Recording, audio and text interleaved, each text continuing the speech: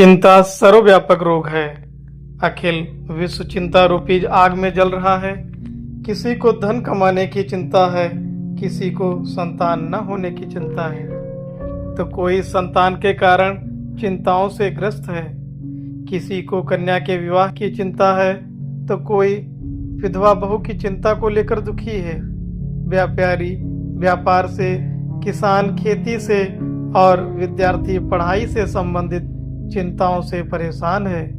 जिन्हें ऊंची पदवियां नहीं मिलती वे चिंतित हैं, लेकिन जिन्हें ये पदवियां मिल जाती हैं वे भी अनेक प्रकार की चिंताओं से ग्रस्त हैं।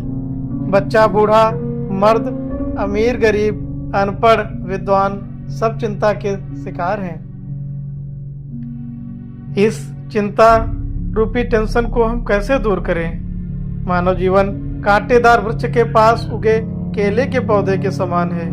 जिस प्रकार हवा चलने पर केले के पत्ते कांटेदार वृक्ष द्वारा छलनी हो जाते हैं, उसी प्रकार चिंता के झोंके प्रतिदिन मनुष्य को घायल करते हैं।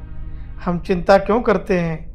चिंता के पीछे यह भय छिपा रहता है कि कोई अप्रिय बात न हो जाए, ऐसा न हो जाए, वैसा न हो जाए। यह भय अज्ञानता से जन्म लेता है।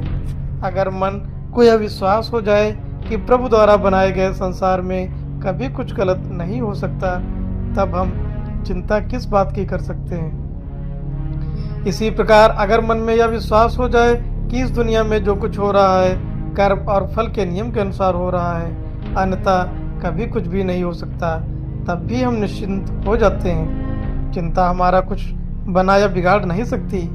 चिंता दीमक की तरह भीतर ही भीतर मनुष्य को खाती रहती है। चिंता रूपी नागिन ज्ञान और विश्वास के अमृत का नाश करके जीव के भीतर अज्ञानता का विष भर देती है। यह मनुष्य को मानसिक पतन की तरफ ले जाती है, जिससे मनुष्य की लड़ने की शक्ति नष्ट हो जाती है। चिंताग्रस्त व्यक्ति को परमार्थ में विश्वास रखते हुए साहस, निडरता और दृढ़ता से आगे बढ़ने का प्रयत्न करना चाहिए। ऋषि मुनि कहते हैं कि चिंता तभी करनी चाहिए जब कोई अनहोनी बात हो सकती हो।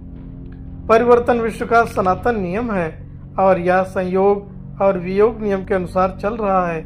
कर्म और फल का नियम अटल है, इसलिए चिंता में डूबे रहने की बजाय हर प्रकार की स्थिति में प्रसन्न रहना सीखिए। धन्यवाद।